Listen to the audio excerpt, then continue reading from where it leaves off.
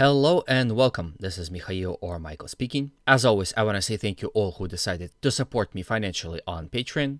Thank you, friends, and have a blessed day. I will start this video with Orikhiv and a failed Ukrainian attack here around this settlement. Unfortunately, I cannot show you the entire video because of its graphic context. I might get completely banned by YouTube for it. Here we can see a Ukrainian APC or IFV advancing. It is Dutch-made YPR 765. It is advancing here on the road. And it was struck by the Russian forces. It was spotted first and then struck by Russians. It is unclear how much the initial hit killed, but as you can see, Ukrainians are slowly pulling out of the vehicle, fairly intact, and have taken positions here on the curb. Here you can see Ukrainian forces. None of them are actually dead. All of them are alive at this point. Here we have a shot of other two vehicles. Here you can see one destroyed one, and here is the other. And here in between, it would seem this is their personnel. They are in the open field. It wasn't clear whether they were trying to retreat. Then it came clear they were waiting for another fighting vehicle to rescue them. Anyway, they were subjugated to heavy Russian artillery strikes, which resulted in some of those troops dead. This is why I can't show you the video. Here you can see Ukrainians are trying to evacuate their troops. And again, some sources claim that they were able to save those troops. The vehicle safely left. And some sources say that that vehicle was destroyed somewhere off camera. Anyway, this goes to show that I was kind of right in my older videos where I said that whoever attacks first will probably lose. Because both Russians and Ukrainians have more than enough capabilities to spot and destroy moving columns and formations. Then we have a situation here in Ugledar. It is being reported that Ukrainians have conducted a counter-attack, and even pro-Russian reports suggest we're able to push Russians here from the Dacha area near the Nikolaevskaya or Nikolaevskaya.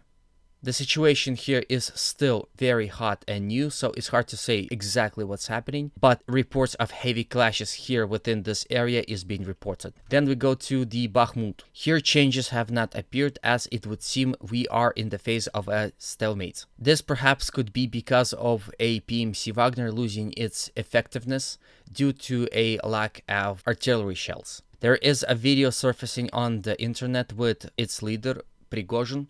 Unfortunately, I can't show you the video because it is basically Prigozhin at night on the field, and the field is full of dead Russian soldiers. And he wasn't trying to hide his anger, so he was cursing a lot, and he was basically yelling at Ministry of Defense and saying that these people who decided to volunteer to defend your asses have died because you are corrupt. So basically, we see a new vector of this conflict. It even goes so far as Prigozhin had recently stated that they will leave Bakhmut by the 10th of May, leaving their positions to the official Russian army. Then we also have situation here in Bilohorivka or Bilohorivka. First of all, there is a report that suggests that Ukrainians have successfully counter-attacked Russian troops here in this area and were able to take some of the Russian positions. However, after some time, their advance here was halted. Then we had Russians attack here to this side of the mountain, as well as along the roads here, in attempt to capture this plant. Some reports suggest that Russians were able to capture this plant, but they were then subjugated to a successful Ukrainian counter-attack that basically blockaded Russians within that plant. In short time, Russians had organized a deblockading maneuver and were able to lift siege of this plant successfully. This indicates there is a lot of back and forth happening here in this sector.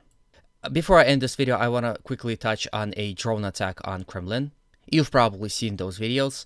I believe there are 4 scenarios. Some of them are less probable than others, but here they go. Scenario number 1, it is absolutely fake. It is computer-generated video. Second option, it is Ukrainians who decided to provoke Russians, poke the bear, so to speak. They're kinda into trolling and having a laugh at the expense of Russians, so they could do that. It's not really falling out of line here. Third option, it is Russian insurgents who are fighting against the regime. Perhaps they are trying to make a point.